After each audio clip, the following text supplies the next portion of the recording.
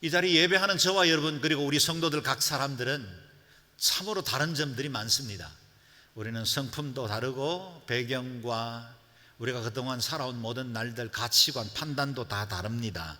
그러나 동시에 우리에게는 공통점도 많이 있습니다. 그 무엇보다 우리는 한 하나님을 섬깁니다. 같은 믿음을 가졌습니다. 신앙 공동체 이루었습니다. 천국에서 영원토록 함께 살 소망을 가진 믿음의 식구들입니다. 뿐만 아니라 우리는 공통된 조상을 가지고 있습니다. 아브라함입니다. 우리는 아브라함처럼 믿음으로 의롭다는 인정을 받았을 뿐만 아니라 믿음으로 세상의 상속자가 되었습니다. 그렇다면 아브라함이 믿었던 하나님은 어떤 분이셨습니까? 죽은 사람을 살리시며 없는 것을 있는 것 같이 부르시는 하나님, 그 하나님을 아브라함은 믿었습니다. 생명의 근원이십니다. 죽은 자도 살리시는 그 하나님, 아무런 생명의 소망이 없는 태에서 새 생명을 주시는 그 하나님을 믿었다는 겁니다. 이와 같이 아브라함의 믿음을 가진 사람은 아브라함과 같은 언약의 상속자가 되었습니다. 지난주일 본문이죠. 23절 25절 다시 한번 읽겠습니다. 시작. 그에게 의로 여겨졌다라는 말은 아브라함만을 위해 기록된 것이 아니라 의롭다는 인정을 받을 우리, 곧 우리 주 예수를 죽은 사람 가운데서 살리신 분을 믿는 우리도 위한 것입니다. 예수께서는 우리의 범죄로 인해 죽음에 넘겨주셨고 우리의 의를 위해 살리심을 받았습니다. 아멘. 아브라함이 약속하신 그 하나님을 믿는 믿음으로 의롭다고 인정받은 것처럼 우리는 그 약속의 성취로 오신 예수 그리스도, 그분의 십자가와 부활을 믿는 믿음으로 우리는 영원한 생명을 얻게 됩니다. 예수 그리스도의 십자가의 그 구속의 은혜가 바로 날 위한 하나님의 사랑이라는 사실을 받아들이는 그 순간 저와 여러분에게 구원이 임합니다.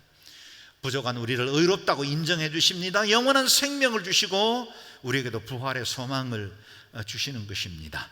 이 믿음, 이 확신 가운데 서서 일평생 주와 동행하고 하나님의 은혜 가운데 거하는 저와 여러분 되시기를 주의 이름으로 축원합니다. 아멘. 지금까지 묵상해왔던 로마서 1장에서 4장의 내용이 죄로 심판받을 수밖에 없는 인간에게 임한 의와, 하나님의 의와 구원에 대한 것이라면, 이제 5장은 의롭다는 인정을 받은 사람들에게 주신 복에 관해서 주신 말씀입니다. 다시 말해 1장에서 4장까지는 칭의, justification, 불의한 우리에게 하나님의 의가 전가되어 의롭다고 인정받은 사건, 다시 말하면 저와 여러분들이 구원받은 것을 의미한다면, 이제 5장부터 이어지는 말씀들은 성화, sanctification, 우리를 거룩함으로 주님과 동행하고 하나님의 의를 바라보고 살게 해주는 과정으로 이끌어 주신다는 겁니다. 먼저 오늘 본문 1절 2절 말씀 함께 읽어봅니다. 시작. 그러므로 우리는 믿음으로 의롭다는 인정을 받아 우리 주 예수 그리스도로 인해 하나님과 더불어 화평을 누리고 있습니다. 또한 우리는 그분으로 인해 우리가 믿음으로 서 있는 이 은혜에 들어감을 얻었으며 하나님의 영광을 바라며 기뻐합니다. 아멘. 예수 그리스도를 믿어 의롭다고 인정받은 저와 여러분이 누릴 수 있는 복에 관해서 말씀하고 있습니다. 그래서 1절 2절을 요약하면 이렇게 정리할 수 있겠습니다. 예수 그리스도로 인해 하나님과 더불어 화평을 누리게 되었다.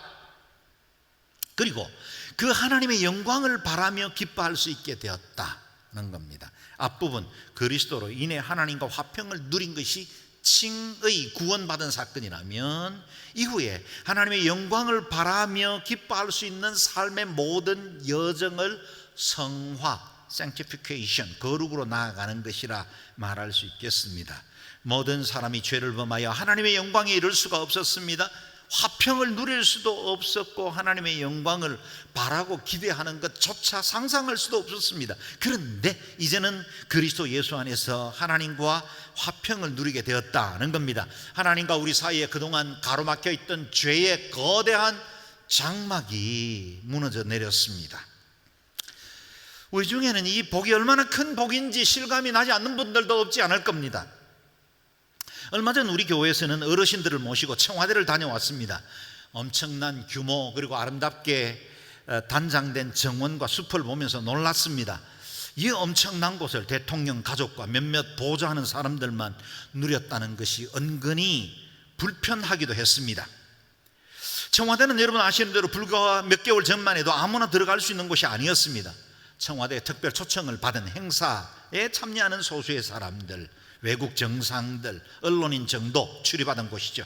특히 대통령 가족들이 살고 있던 이 관저는 대통령과 특별한 관계가 없다면 그곳에 출입하는 것 자체가 상상도 못하는 일이죠. 그런데 우리는 그 마당에서 사진도 찍고 북한산에서 내려오는 맑은 시내를 바라보며 정원에 앉아 쉬기도 했습니다. 청와대가 개방된 겁니다. 대한민국 국민이라면 누구나 들어가 즐길 수 있게 되었습니다. 이와 같이 이전에 죄와 허물로 하나님과 단절되었던 우리는 하나님 앞에 나아갈 수도 없고 그분의 임재, 그분의 영광 가까이 갈 수 없는 신분이었습니다.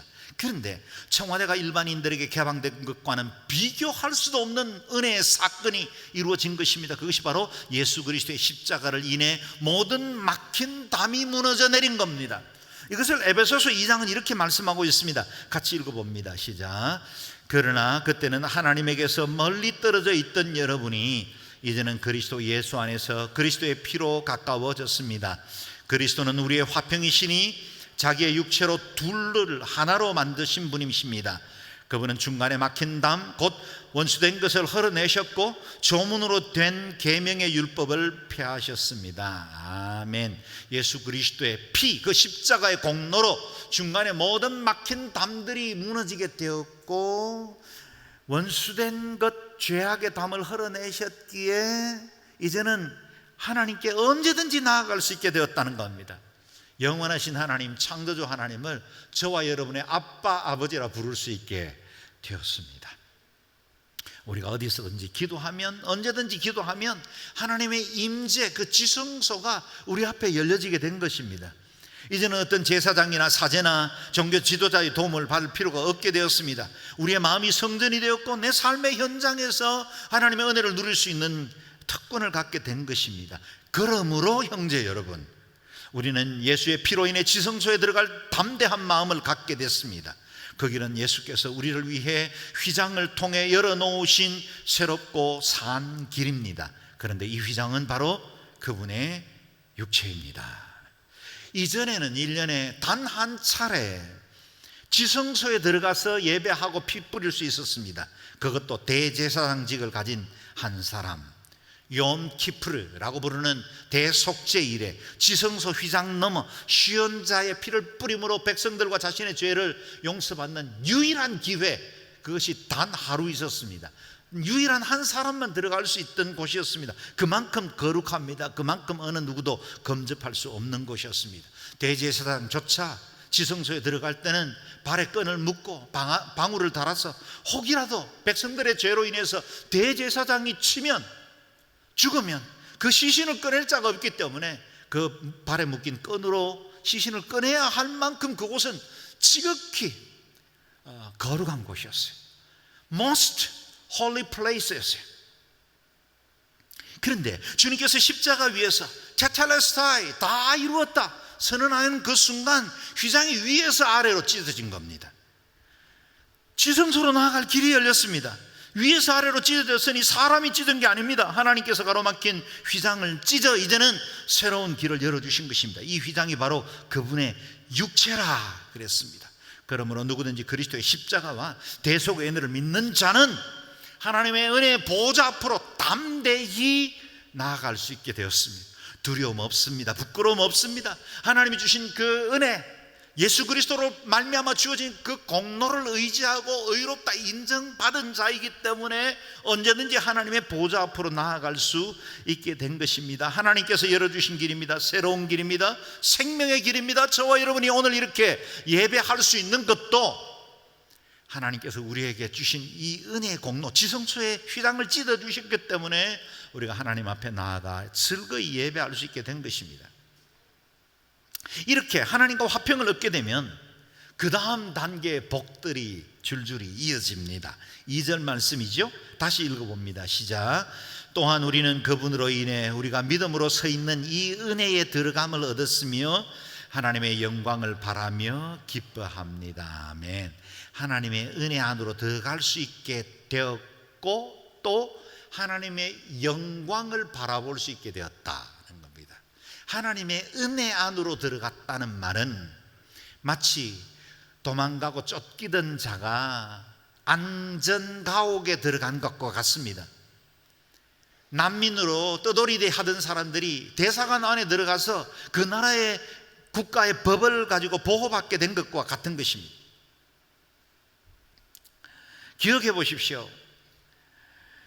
우리는 이전에 죄로 인해서 하나님과의 관계가 끊어졌을 뿐만 아니라 많은 비극적인 썬 열매를 맺고 있었습니다.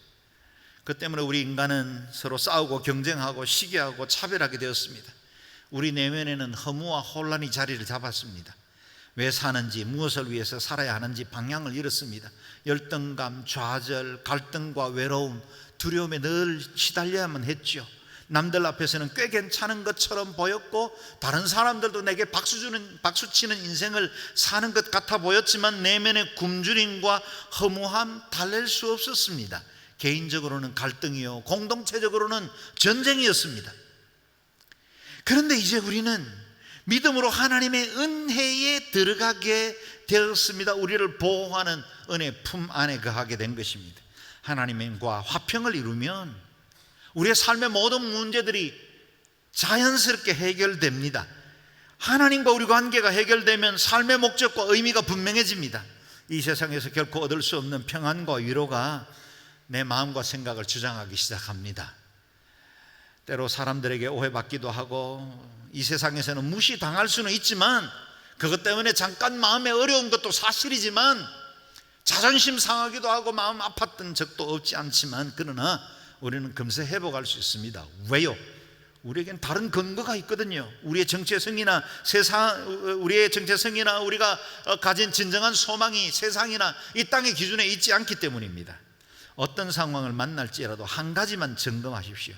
내가 은혜 안에 있습니까? 아니면 은혜 바깥에 있습니까? 은혜 안에 있다면 두려워하지 마십시오. 하나님과 바른 관계, 화평을 이루고 있으면 내게 주어지는 그 어떤 일도 선이 될 겁니다. 덕을 세울 겁니다. 온전한 열매를 맺게 될 겁니다.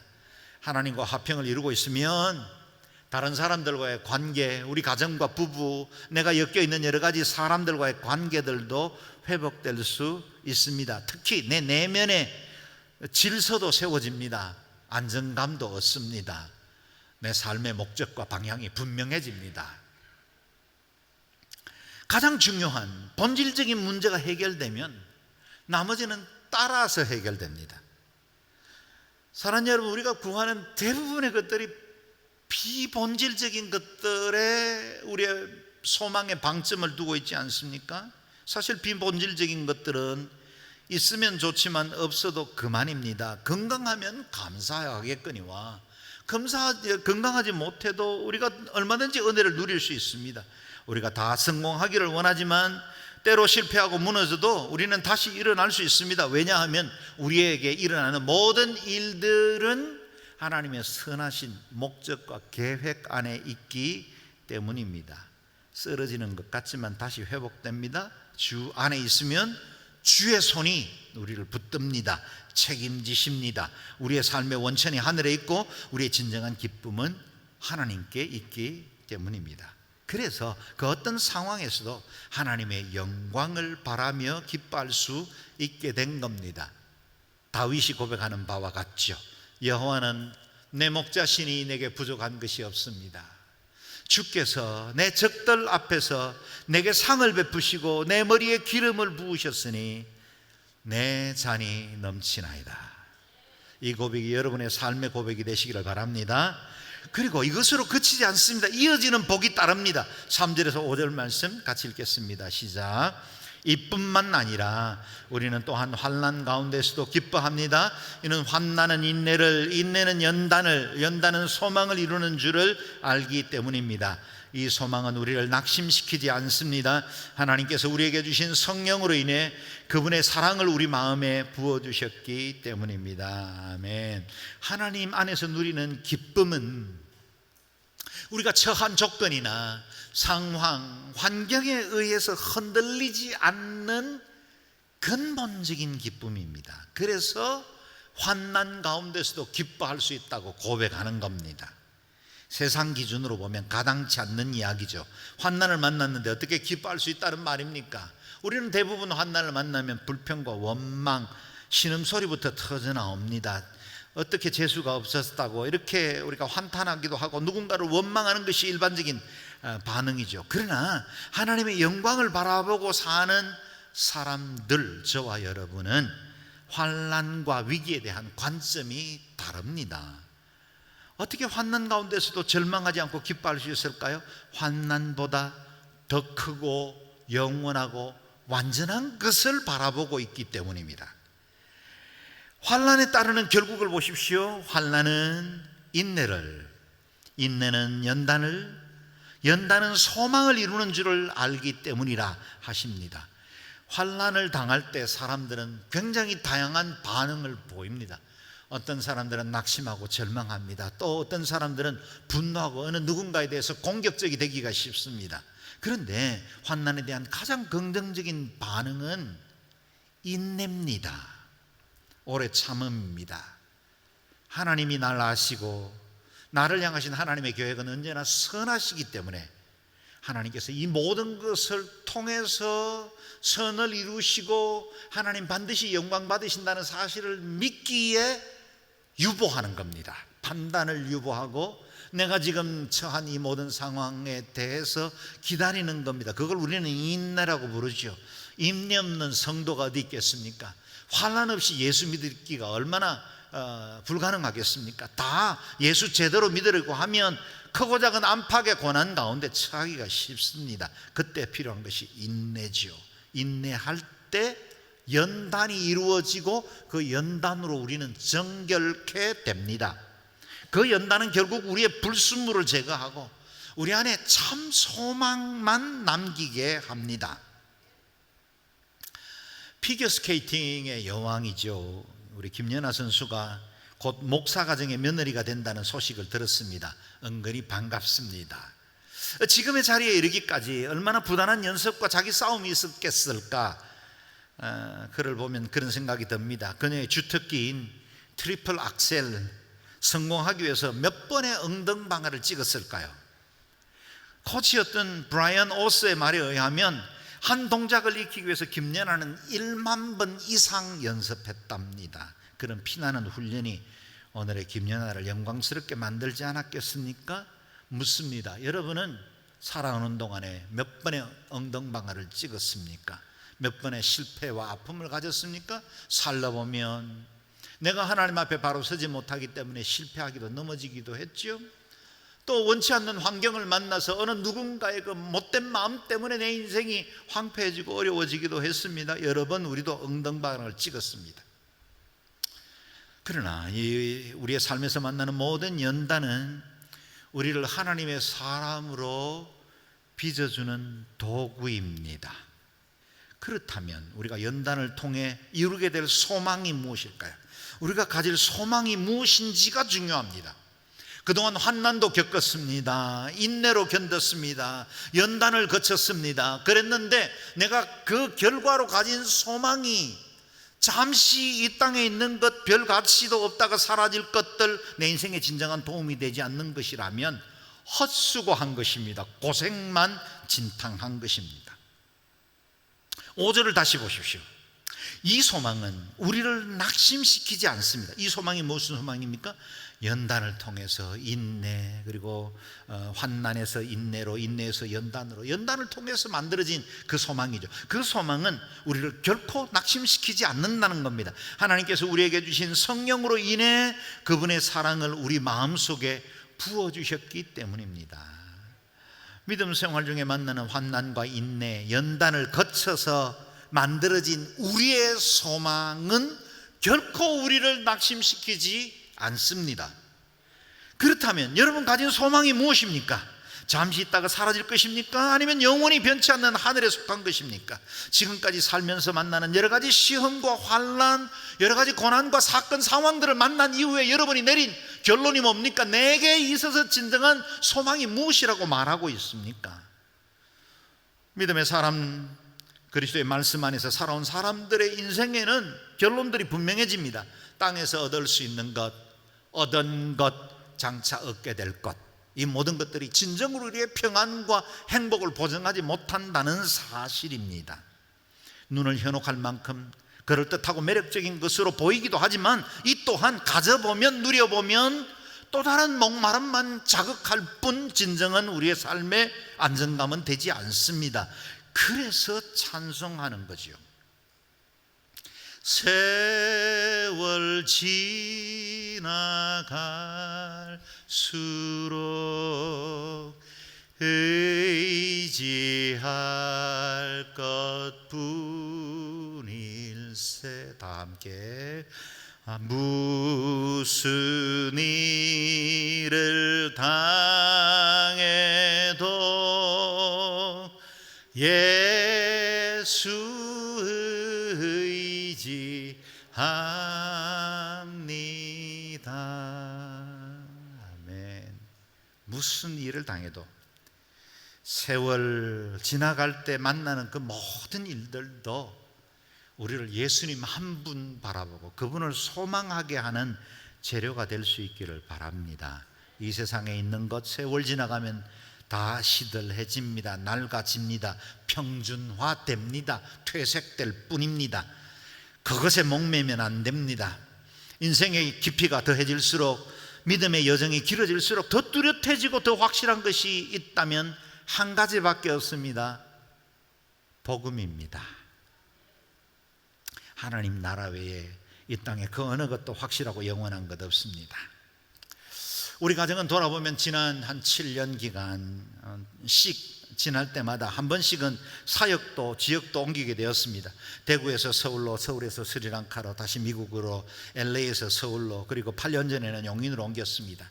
이사할 때마다 느끼는 것, 그 사이에 살림들이 얼마나 많이 늘어나는지요. 놀랄 정도입니다. 옮길 때마다 많은 것 나눠주고 정리합니다. 그런데 어느새 필요 이상으로 많은 것들을 소유하고 있음을 알게 됩니다. 그래서 한 번씩 옮길 때마다 내려놓는 훈련을 합니다. 내게 익숙한 자리 내려놓습니다. 물건들도, 가진 권리와 관계들도 내려놓습니다. 다 아쉽습니다. 모든 것이 소중했죠. 내게 의미 있는 것들입니다. 그러나 그것들과 이별하는 훈련들을 반복적으로 해나갑니다. 그래야 어느 멀지 않는 날, 주님 앞에 서는 날, 미련 없이 이 땅을 떠날 수 있고 이 육체를 훌훌 벗어버릴 수 있기 때문입니다. 영원한 본향, 진짜 내 집, 완전한 기업, 그것을 얻을 때까지는 이 땅은 나그네로 삽니다. 텐트 생활하면서 너무 갖추려고 하지 마십시오. 이 땅을 사는 날 동안 너무 많은 장비를 가지면 무거워서 움직이기가 힘듭니다. 사랑하는 형제 자매님들, 우리의 소망이 어디 있습니까? 땅의 것에 너무 골몰하고 있지는 않습니까? 우리 시선이 빼앗겨 있지는 않습니까? 시선을 옮겨야 합니다. 하나님 바라보아야 합니다. 그곳에 영원한 것이 있습니다. 영원하고 완전한 하나님의 나라를 향해 눈을 들 때, 그래야 이 땅의 소유도 시간도 생명도 잠시 빌려 쓰는 양도된 것이라는 것을 깨닫게 됩니다. 또한 환난도 고통도, 우리가 겪는 모든 어려움도 잠시 겪는 가벼운 것이라는 것을 알고 진짜 소망해야 할 것, 진짜 붙들어야 할 것, 내 영혼을 정말로 행복하게 해주고 영원하게 할 것들만 우리가 바라볼 수 있게 되는 것입니다. 순수한 은과 금을 얻으려면 용광로를 거쳐야 하죠. 예리한 명금을 얻으려면 불과 망치질을 거쳐야 합니다. 이와 같이 불과 같은 시험이지만 그것들을 통과할 때 불순물들이 사라지고 진짜만 남는 겁니다. 이 땅의 환난과 연단은 우리가 진짜 소망해야 할 것이 무엇인지를 깨닫게 합니다. 긴 장마, 오늘도 날씨가 흐려 태양 바라볼 수 없지만 우리는 압니다. 저 먹구름 위에는 여전히 찬란한 태양이 비치고 있습니다.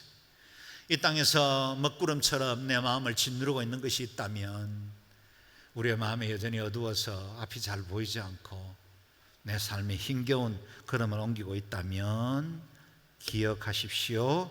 우리의 소망은 결코 이 땅에 있지 않습니다. 먹구름 위에 찬란한 빛이 비치는 것처럼 우리의 환경 넘어 계신 하나님의 은혜의 빛이 우리를 비친다는 사실을 기억해야 합니다. 저와 여러분의 본향은 이곳이 아니라 하늘에 있습니다.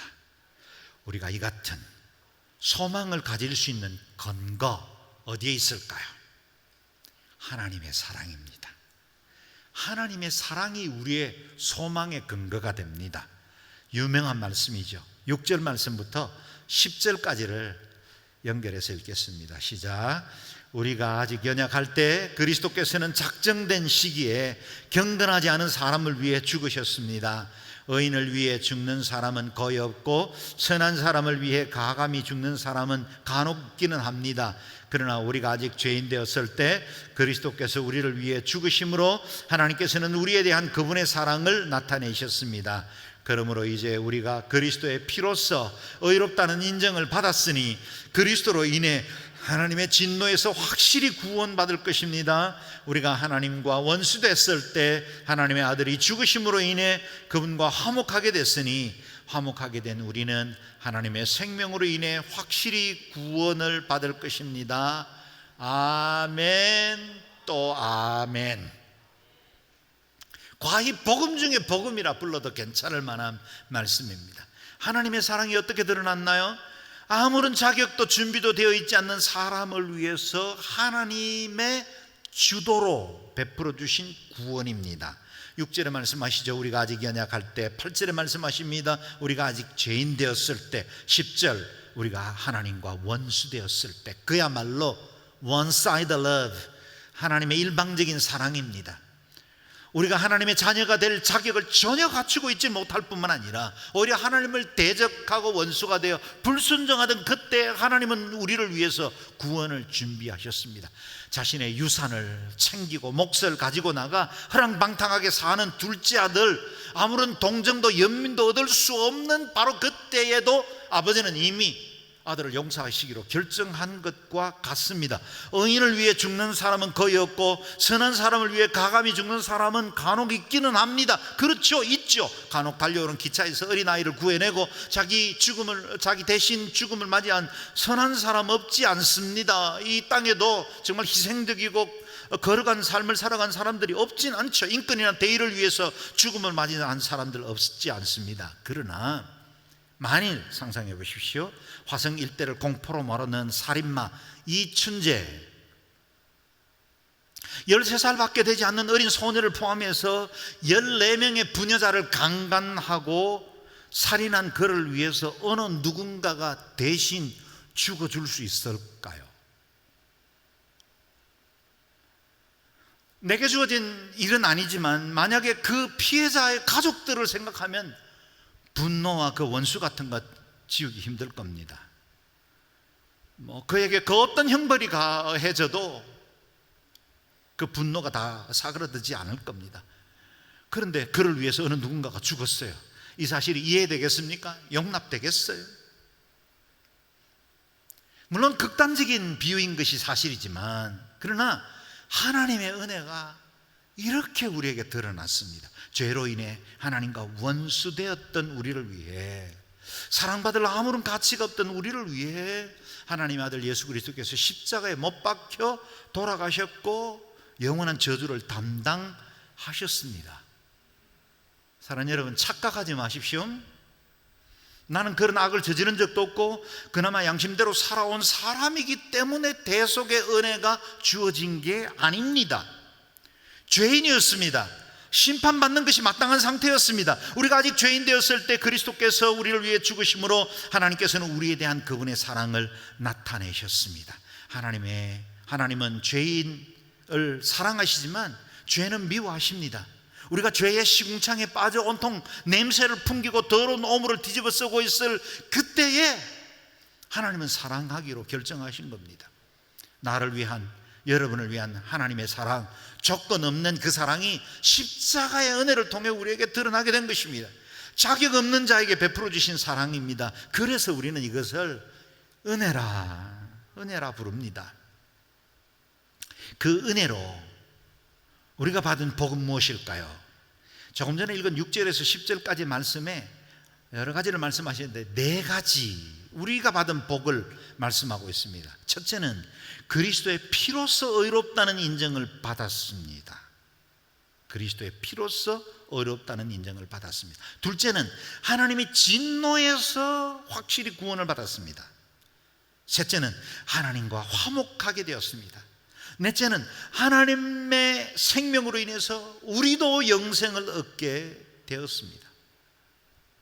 여러분, 이 엄청난 복이 예수 그리스도를 믿는 믿음으로 우리에게 전가되었다는 거예요.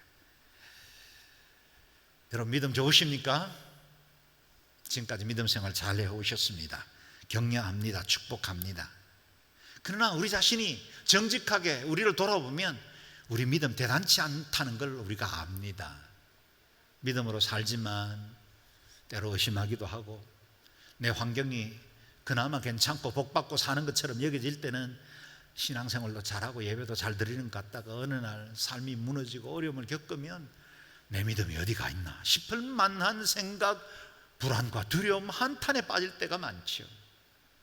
그야말로 겨자씨보다 작은 믿음입니다. 그런데요, 이렇게 정함 없는 우리의 믿음, 너무 보잘것없는 믿음을 보시고 하나님이 우리를 의롭다고 인정해 주신 거예요. 할렐루야. 우리가 전혀 의심도 하지 않고 완전한 믿음을 가졌기 때문에 우리를 의롭다고 인정한 것이 아니라 부족하기도 하고 나도 내 스스로 확신하기고 자랑할 수 없는 그 믿음인데 하나님 그 작은 것을 보시고 너무 크게 여겨주시는 거예요. 여러분, 하나님이 당신의 백성들을 천국에 드릴 때 아주 높은 카트라인을 만들어 놓고 그만한 자격 없으면 잘라버리기 위해서 만든 게 아닙니다. 할 수만 있다면 낮추시고 더 낮추셔서 뭐 한 사람이라도 더 구원받기를 원하시고 에스겔에게 고백한 것처럼 내가 어찌 악인 한 사람이라도 망하는 것을 원하겠느냐. 그래서 우리 주님이 이 땅에 오실 때 어린 아기의 몸으로 오셨고 낮아지고 또 낮아져서 말죽통에 누이는 가장 밑바닥까지 내려오셨어요. 그래서 우리를 구원하시는 하나님의 사랑이 드러난 겁니다.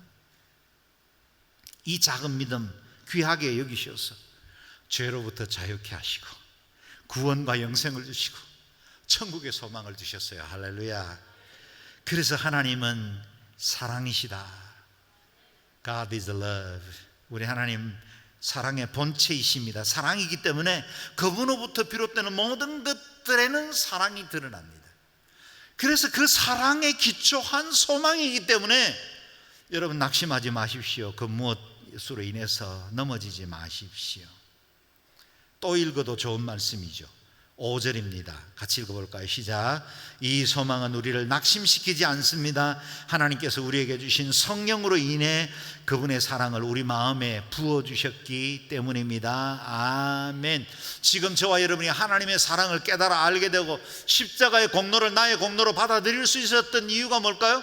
성령님이 일하신 것입니다. 성령으로 인해 그분의 사랑을 우리 마음속에 부어주셨기 때문에 예수 그리스도를 나의 주라 고백할 수 있게 되었습니다. 거듭나게 되었습니다. 지금 예배합니다. 그리고 일평생 그분의 견인, 우리를 붙드시는 성령님의 역사가 우리를 끝까지 천국으로 인도해 내실 겁니다.